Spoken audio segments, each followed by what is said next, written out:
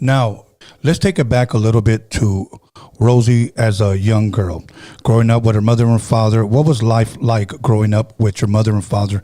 Was there a lot of brothers, a lot of sisters? I have brothers and a sister. Now, my family growing up in that, it was dysfunctional, seeing my dad, in the streets, going out on my mother, beating on my mother and that. So, it made me it pushed me more with my brothers and that, because I felt protected with them. Yeah. Because my dad was really mean person. Yeah. Where did you grow up at? Like, where exactly are you from? South Central. Oh, South Central LA. Yes. I don't know why somebody mentioned that you were from Texas. Maybe because of the Cowboys thing.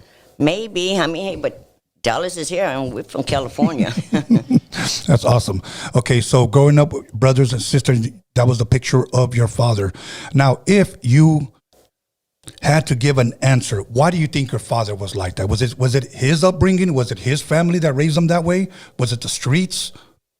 Well, he was the streets too, but he was never at home. When he did come home, it was always an argument with my parents, with my mom and dad, him, smacking around doing, and, my mom would work and that. So really, my mom was my father and my dad. My dad was never around for us. Oh, wow. Wow. Yeah. Now, I had a father that always worked, but he always came home. He was always home, so I knew my dad would come home.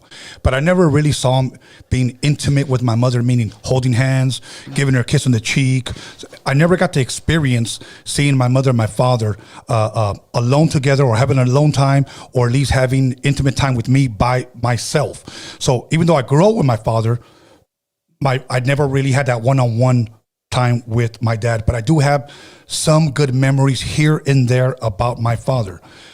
If I had to ask you, are there any good memories? No, with my father, no, there was never.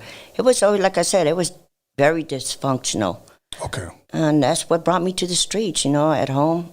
I couldn't stand seeing my father doing that. And I always said, you know what, I don't want to grow up that way, somebody putting hands on you and stuff. You know? Yeah. And you know what, a lot of times that could teach people that that's how men are. And many times when a woman is in a relationship like that, she tends to date, at least I think, okay, you can correct me at any time.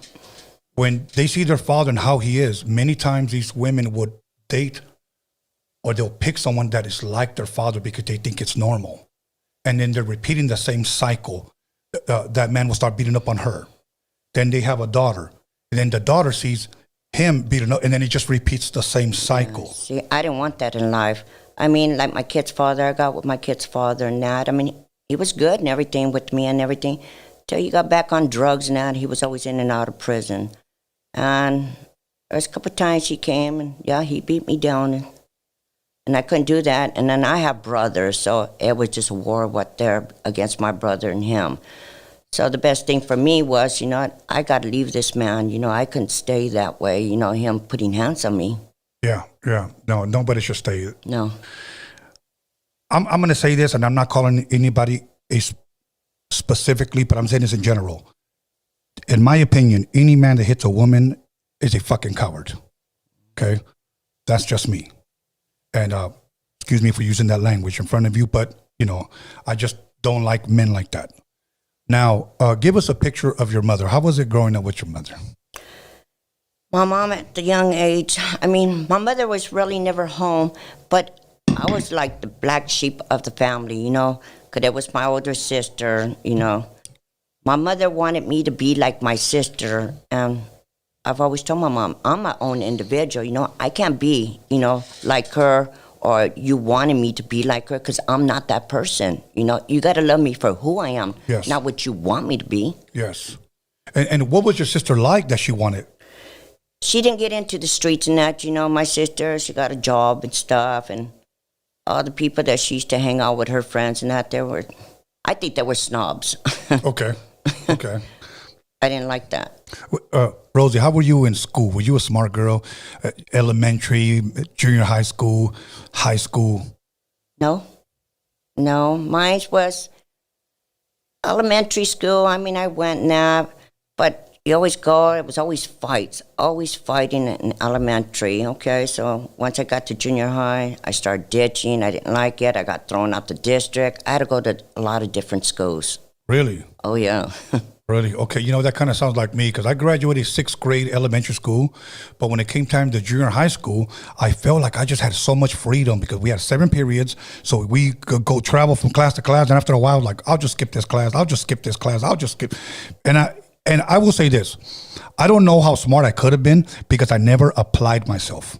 I was too busy going to ditching parties, breaking into houses. I didn't care. You know, and I think that now that I look back, of course, I'm an older man now. I wish I could have done right, you know. So now when somebody comes up to me, oh, I'm ditching or I'm this, you need to stay in school, my bro. Yes, you do have to. But you know what? I mean, that's all I wanted to do is go make money. Yeah. Make money, ditch. I mean, I would get dropped off at school and I would go out the back door. So I was gone partying that, getting high. Yes. Getting in trouble, in jail, whatever. But later on, you know, as I got older, I went back to school. I did business. I went back, did my business. I got a degree in that. I did my GED. And I figured, God, if I had people that wanted to teach me, yeah, you know, back in that day, maybe I would have been into school, but I didn't want school. I thought I knew it all. Yeah. And mine was making money. Making money.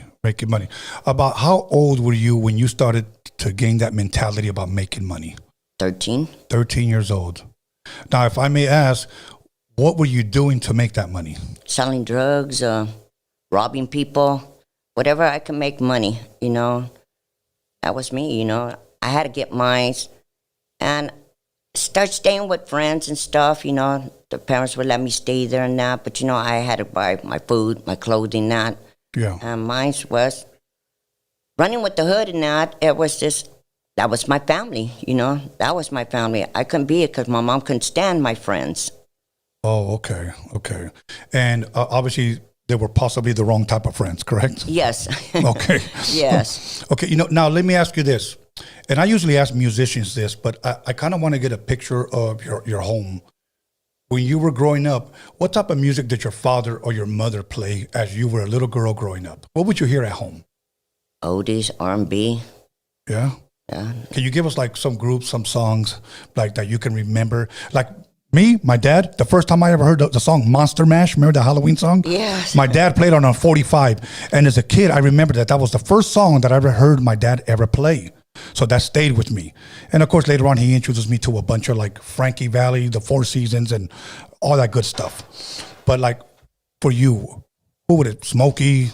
Yeah, Smokey, the Delphonics, the Intruders. My mom loved that kind of music and that. And like I said, my dad was never there. So it was always my mom kicking back by herself and that, or her friend would come over and they would play, start drinking and that. So, you know, Yeah. they weren't paying attention to what we were doing. Yeah.